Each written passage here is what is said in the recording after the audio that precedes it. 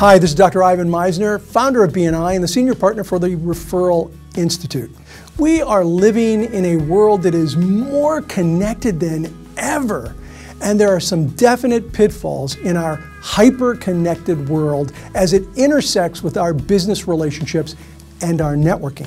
One of these pitfalls is the fact that hyperconnectivity can lead to a state of continuous partial attention. Continuous partial attention is a state where people are only giving partial attention to what they're doing, but they're doing that continuously. I'm going to first focus on explaining the risks and repercussions of continuous partial attention in relation to face-to-face networking and social media. And then I'll talk a bit about how the distraction caused by continuous partial attention can wreak havoc on your productivity at work and your ability to achieve your goals. But also on a professional level, when attending a function of any type, it is becoming increasingly common to find people who remain connected to their social networks with mobile devices during the meeting or the event. They're not simply uploading a quick photo or a tweet about the event. I see this all the time at networking functions. They're sitting there doing their entire social media program right on their mobile phone. And they're doing it often right in the middle of a BNI meeting or a Chamber of Commerce or sometimes even a big gala dinner event. By driving us to stay live on our online social media sites, this desire to connect digitally causes us to miss out on the opportunity to connect with the person directly in front of us. We've all probably had the experience of being in a conversation with someone at a networking function and getting a social media alert on our mobile device during the conversation. The thing is, when we take our attention off of what is happening right in front of our nose to take a look at what is happening on our phone, we lose the connection with the person we're speaking to. We will not remember this part of the conversation well, if at all. Even worse, we'll send a subtle message to the person we're conversing with that they don't matter as much as the various social media alerts coming in on our mobile device. It's a fact. Continuous partial attention can hamper your efforts to build profitable business relationships with the people you want to connect with. I believe a price is certainly being paid because of how this constant connectedness is negatively affecting our real-time relationships. Now, every now and then someone says to me, yeah, but what if I need a call from my wife who's about to go to delivery and have a baby? Really? You know, I've been networking for decades, and I think in all my life that has never happened.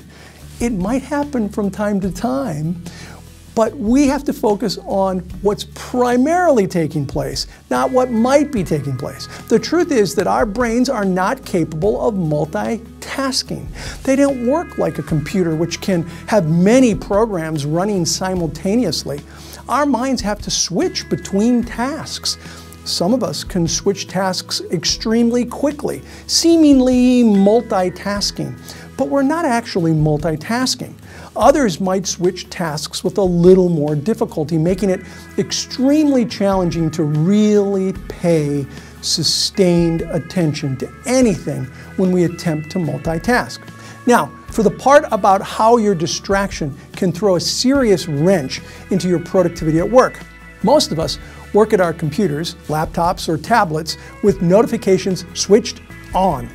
Email, Facebook, Twitter, Instagram, Google+, LinkedIn, Pinterest, Skype, YouTube, Tumblr, Snapchat are constantly pinging, chirping, and whistling as notifications fly across our screen shouting, "Look at me! Someone retweeted you! Someone wants to be your friend!"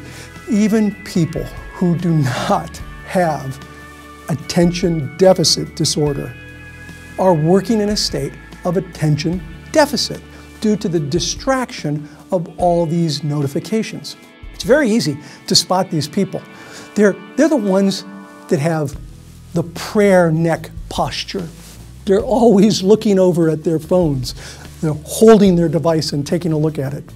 It's very easy to lose track of who you have just followed up with. You end up sending your follow-up email twice, or you reference something you were discussing with someone else, or worse yet, you send an email to the wrong person entirely.